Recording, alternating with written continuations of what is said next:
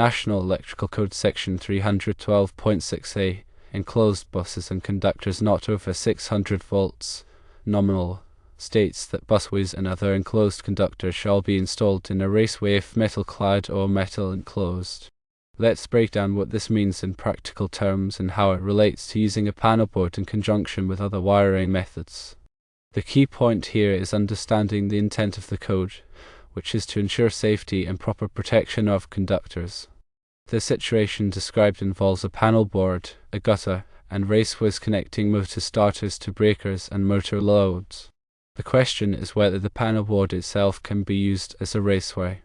National Electrical Code 312.6 focuses on enclosed buses and conductors, essentially requiring them to be installed within a raceway if they are metal-clad or metal-enclosed. The code does not explicitly prohibit using a panel board as a raceway in all situations, but it does impose limitations. The interpretation often depends on whether the panel board is serving solely as a junction point for conductors that originate from and terminate within that same panel board, or if it's being used as a throughway for conductors unrelated to the panel board's primary function. When conductors pass through a panel board without being connected to any of its breakers or components, and if these conductors are considered metal-clad or metal-enclosed, they must be installed in a raceway. Consider the following points to clarify the situation. Firstly, panel board function. A panel board is designed to distribute power to various circuits through breakers or fuses. Its primary function is to serve as a distribution point, not as a general-purpose raceway. Secondly, raceway requirements. If conductors are merely passing through the panel board, and they are metal-clad or metal-enclosed, the National Electrical Code 312.6 mandates they must be installed in a raceway. This is to protect the conductors from physical damage and to contain any potential faults. Thirdly, conductor source. When the power supply for the circuits feeding through the panel also originates from the panel, some interpretations allow for the panel to act as an extension of the raceway system, provided all conductors are properly protected and the panel's fill capacity is not exceeded.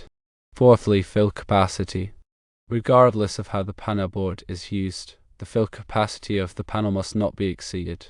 This includes the number of conductors, their size, and the amount of space they occupy within the panel.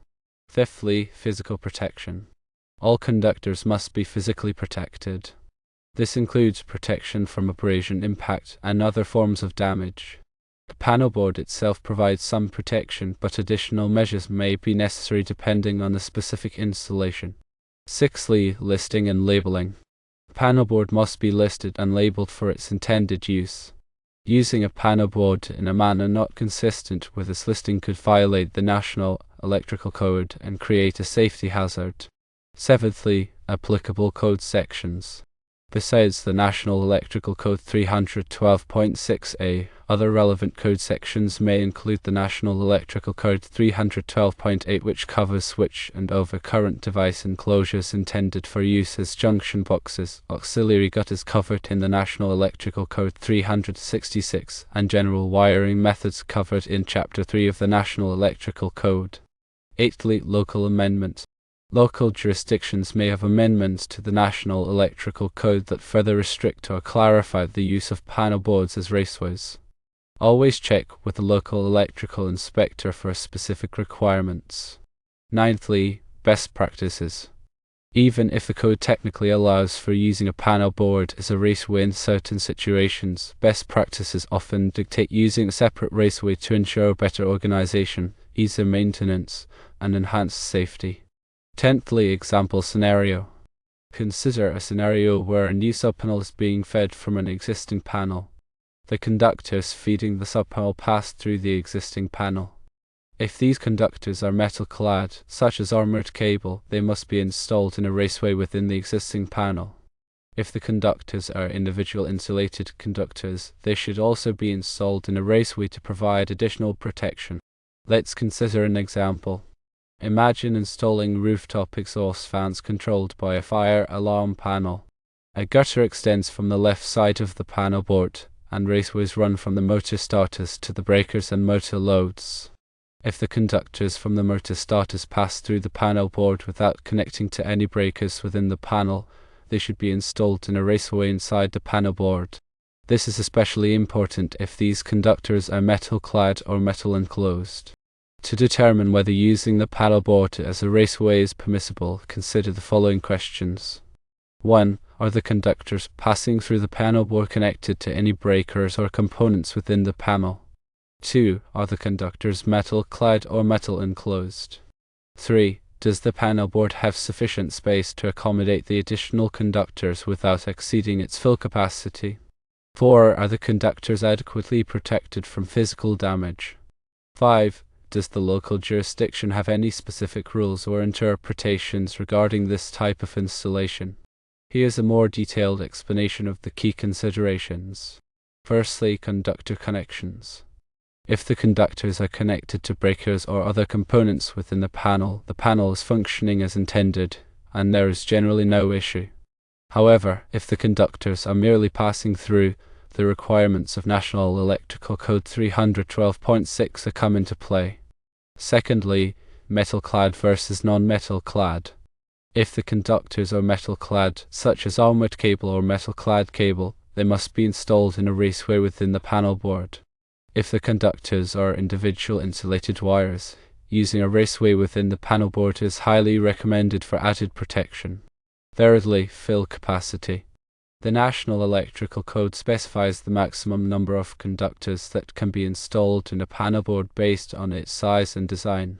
Exceeding this fill capacity can lead to overheating and other safety hazards. The fill capacity is determined by the cross-sectional area of the conductors and the available space within the panel. The National Electrical Code provides tables and guidelines for calculating fill capacity. Fourthly, physical protection. All conductors must be protected from physical damage.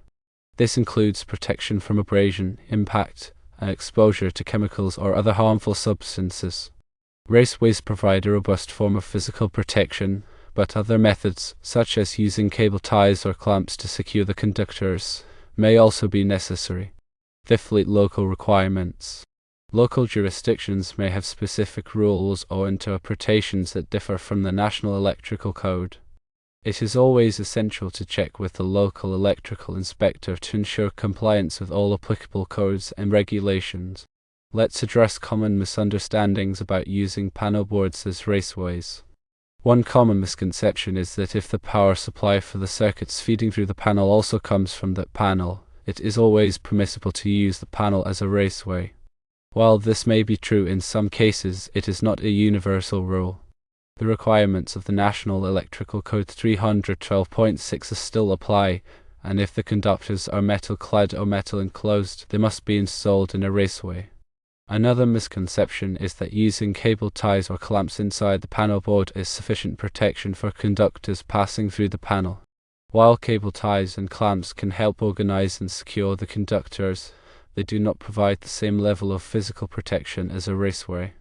In conclusion, while it may be technically permissible to use a panel board as a raceway in certain situations, it is essential to carefully consider the requirements of the National Electrical Code 312.6 and other applicable code sections. When in doubt, it is always best to err on the side of caution and install a separate raceway to ensure the safety and reliability of the electrical system. Always consult with a qualified electrician or electrical engineer to ensure that the installation meets all applicable codes and regulations. In the context of the original question, the co-worker was correct in suggesting that the panel board should not be used as a raceway for conductors that are merely passing through. The National Electrical Code 312.6 requires that metal-clad or metal-enclosed conductors be installed in a raceway, and using the panel board as a raceway in this situation would likely violate this requirement. By following these guidelines, you can ensure that your electrical installations are safe, compliant, and reliable. Always prioritize safety and adhere to the National Electrical Code and local regulations.